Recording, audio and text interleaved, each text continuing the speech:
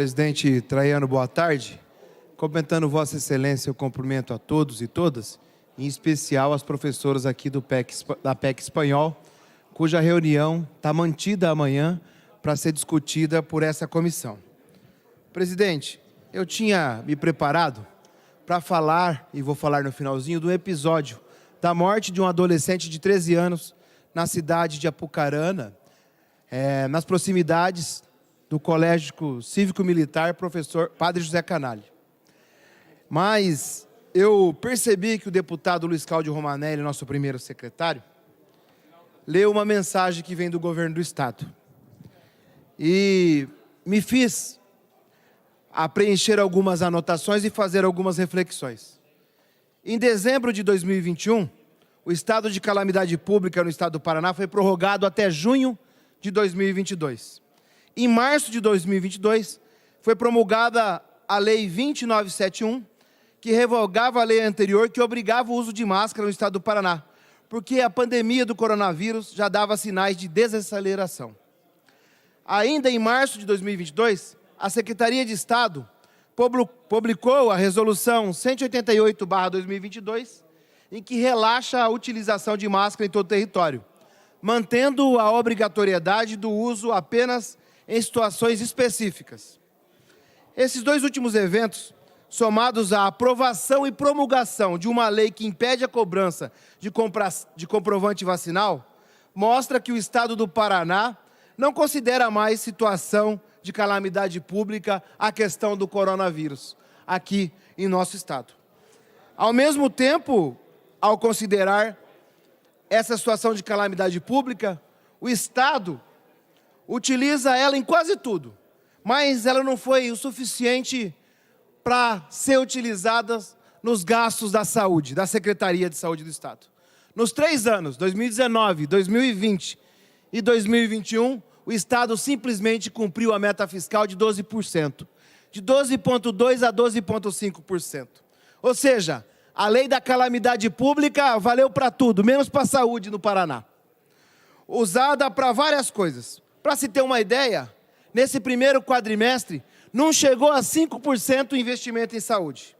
E aí, vem o decreto 11.496, que prorroga mais uma vez a calamidade pública até o dia 14 de agosto de 2022. Claro que esse decreto precisa de autorização aqui dessa casa. Ou seja, para e passo a cada dia é um sinal de despreparo do governo. Para que é essa prorrogação? Para ter benesses orçamentárias, manuseios tributários. Essa é a finalidade da prorrogação do estado de utilidade pública. Para investir em saúde, não é verdade. Então fica aqui esse registro. E quero aqui fazer um alerta sobre o que ocorreu em Apucarana, onde 5 adolescentes se juntaram para agredir o menino Alexson Ricardo, de apenas 13 anos, na dependência do Colégio Cívico-Militar José Canalha. Gente, essa casa deve olhar com olhos bem fixos a essa tragédia. Uma briga numa porta de um colégio, num colégio cívico-militar, que em tese deve acender ainda mais um alerta para a gente. Já foram vários episódios que envolvem escolas cívico-militares aqui no estado e em outros cantos do Brasil. Já tivemos problemas em Paranavaí, deputado Tião Medeiros, região de Vossa Excelência. Já tivemos problemas em Francisco Beltrão, deputado Traiano, deputada Luciana. Já tivemos problema, deputada Mabel, em Ivituba, em Ponta Grossa, deputado Douglas, em Campo Mourão. São vários os relatos, desde abuso da direção sobre prática autoritária às crianças e jovens, além da questão de violência. Em São Paulo, a Justiça suspendeu o programa Escola Cívico-Militar por considerar que o programa tem um caráter ideológico, o que é incompatível com os princípios de liberdade de aprender. No Paraná, todos se lembram o método que foi criada a Escola Cívico-Militar, para agradar o Bolsonaro. E aqui o seu fiel escudeiro, número 1, o governador mais bolsonarista do Brasil, está seguindo a lógica. E os resultados estão acontecendo. Na verdade, a educação não está melhorando, mas sim os sinais de violência, pelo modelo instituído. Eu acho que é hora do governo parar, fazer o meia-culpa e dizer: eu errei e volto atrás. Não precisa ter vergonha. O governador tem condições de fazer isso. Aliás, o governador reconheceu que estava errado essa semana. Em quinta-feira, deputado Márcio Nunes, um voto de louvor ao governador Ratinho Júnior, ele disse que não vai assinar o convênio do pedágio se ele for maléfico ao estado do Paraná. Parabéns, reconheceu. O que a gente falava há muito tempo aqui, ele diz agora que não vai assinar. Então, se vier as 15 novas praças, é maléfico. Se aumentar os 35 anos, é maléfico. Se manter o preço caro, é maléfico. E o governador tem mesmo que não assinar. Espero que ele cumpra a palavra e não volte atrás, como faz o seu presidente Jair Bolsonaro. Mas a morte do menino faz aqui um parênteses, para a gente ver que a gente precisa de política pedagógica, de socioeducação, precisa de prevenção e simplesmente ter a autoridade policial constituída num colégio não impede que a violência ocorra. Portanto, precisamos rever esse modelo. E não podia deixar, deputado Tadeu, fazendo fala em relação ao que Vossa Excelência coloca, de relatar aqui um pouquinho sobre os alquimistas. Alquimistas não são aqueles que apoiam o Alckmin para vice-presidente a candidato no Brasil. Alquimistas são aqueles que acreditavam na existência de 4 elementos básicos: o fogo, a ar e a terra. Segundo eles, todos os metais evoluem até se tornar ouro. Por esse pensamento, os alquimistas, por muito tempo, buscaram acelerar nos laboratórios experimentos com esses 4 elementos. Mas não tiveram muito sucesso em transformar as coisas em ouros. Mas parece que o MEC, o governo Bolsonaro, com a ajuda de alguns pastores, conseguiram acelerar esse processo e transformar recurso público em ouro. Onde alguns pastores, não são todos, obviamente, uma minoria, aliás, 2 pastores, Ayrton e Gilmar, cobravam ouro na troca de liberação de recursos. O que vem desnudar o que a gente falava: o governo da hipocrisia, do falso moralista, ou melhor, do sem moral. O ministro Milton, em saias justas, até contou a público que o presidente tinha avisado para ele que ia ocorrer uma busca e apreensão. Gente, o bolsolão do MEC mostra muito bem que é um governo de fachada. Um governo que realmente queima a cara daqueles que se põem na sua defesa. Não é só a mão, não é só o braço, é o rosto e o corpo como um todo queimado. Por isso precisa da CPI do MEC. E aqui eu quero chamar a atenção dos 3 senadores do Paraná.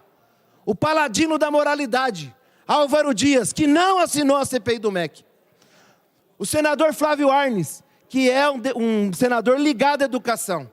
E o Oriovisto, aquele que não é visto pelo estado do Paraná, que é um empresário da educação, curiosamente, também não se manifestou sobre o processo. Sabe por quê? Porque está usando esse processo para negociar vaga política nas eleições próximas aqui no estado do Paraná. Está deixando o papel e deixando o Paraná aberto a não participar de uma coisa séria. Porque, Maurício Requião, há boatos que a coisa vai feder aqui no estado do Paraná também, com essa relação a essa operação em busca do ouro. Mas, já transformando emenda em ouro, evoluíram muito rápido o que os alquimistas queriam no passado. E quero aqui fazer um parênteses. Não estou falando a figura do pastor. Muito pelo contrário, a maioria deles são pessoas sérias, honestas. Aqui nós temos parlamentares como o pastor Amaro, que está aqui, o pastor Gilson. Estou falando a 2 prováveis picaretas já nominados que usaram do MEC para negociar recursos. Mas fizeram um bem para a população. Mostraram o que é o governo Bolsonaro, que fala de Deus, mas age como o outro nome, o contraditório de Deus. Que fala de Deus, fala de bondade, mas só tem maldade.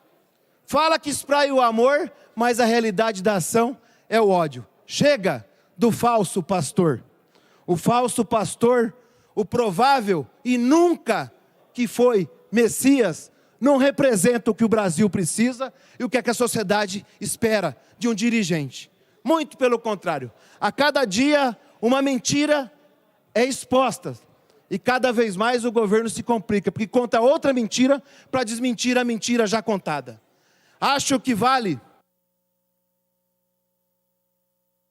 Deputado, 1 minuto para concluir. Acho que fica claro para nós que, na verdade, de Messias ele não tem nada. É o vendilhão do templo. E a gente sabe dessa história e do final triste que ela pode representar. Chega de fazer descaso com o povo. E aqui, senadores paranaenses, vamos ter posição.